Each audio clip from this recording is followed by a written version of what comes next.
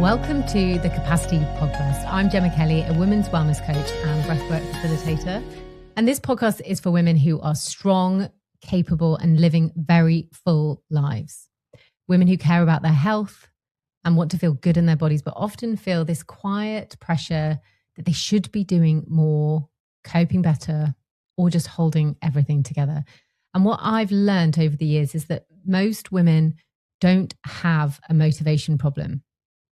They have a capacity problem.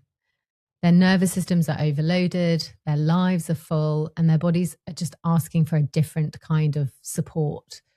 So in this podcast, we talk about breath work, movement, nervous system health, and what it really takes to rebuild your energy in modern life. So if this resonates with you, please make sure that you follow or subscribe so you don't miss any of the episodes, and you can come and say hi on Instagram. I'm at Gemma Kelly Wellness. Thank you for being here. I'm really glad that you found this space. Let's get into today's episode.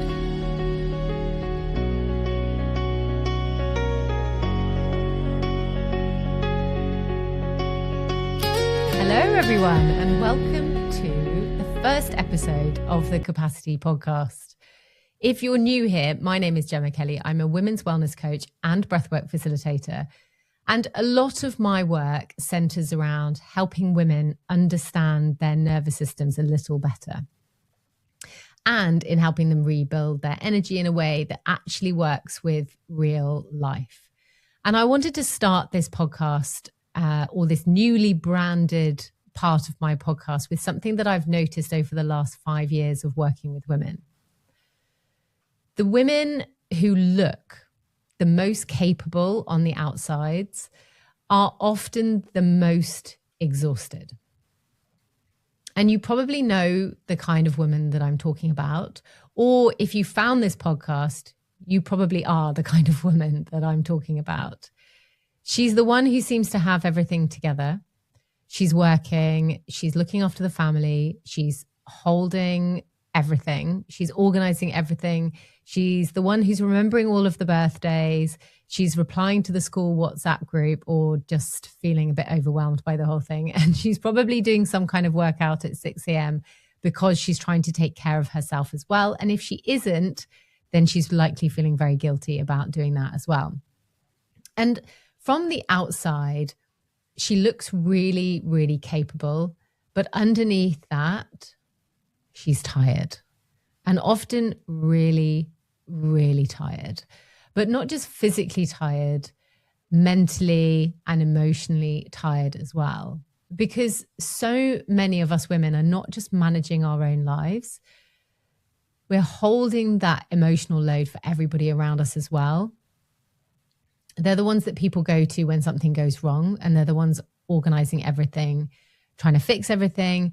And the tricky thing is that when you are that woman, people don't always notice how much you're carrying because you're strong and because you're tolerant and because you're capable, because you always seem just to handle everything. And so the load just grows quietly underneath the surface.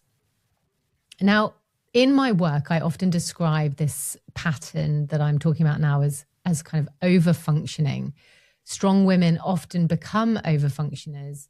They are the problem solvers, organizing everything and kind of almost anticipating what needs to happen before anyone else has even realized that there's a problem, and just holding things together. And for a while, this works. And this probably works really, really well. It probably works really well until you get to about your 40s, let's be honest.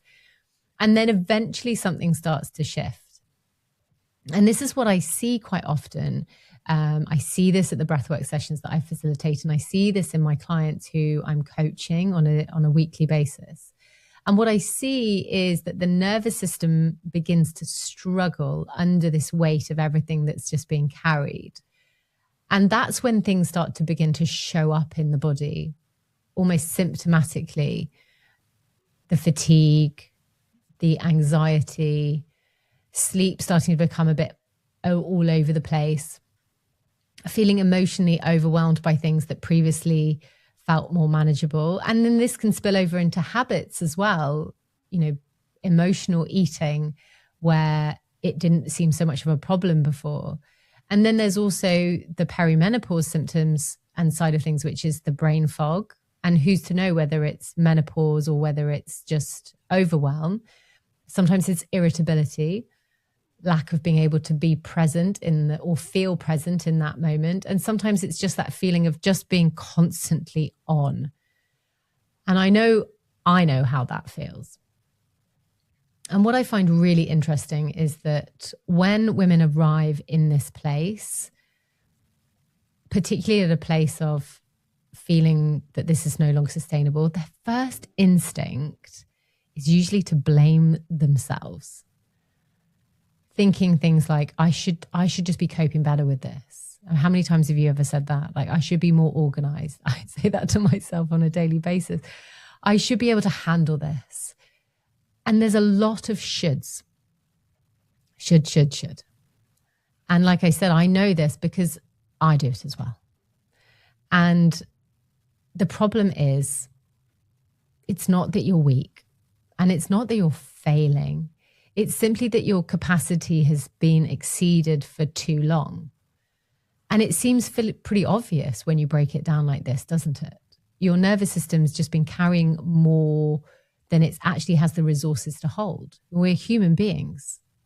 As much as we want to think ourselves as, infallible and perfect and strong, when does that strength fall into tolerance? And this is where things start to get a little bit interesting, I think, in the wellness world, because when women reach this point, the advice that we often receive is just to push harder. And I know this because I've been in the wellness space for years now. The advice is to exercise more or just be more disciplined, improve your routine, optimize your morning, drink the green juice. And listen, I'm not against healthy habits. I've created a business out of helping people build healthy habits. Movement, nutrition, sleep, and breath work, they all matter. And in fact, movement, nutrition, and breath work are the 3 pillars of my business. But if the nervous system is already overwhelmed and already overloaded, and pushing harder doesn't actually solve the problem, sometimes it actually just adds to the problem. And this is one of the reasons why breathwork is one of those pillars in my business and has become so important in my work, because breathwork gives us an opportunity to pause, and it gives us a way to start working with our nervous system rather than constantly pushing against it.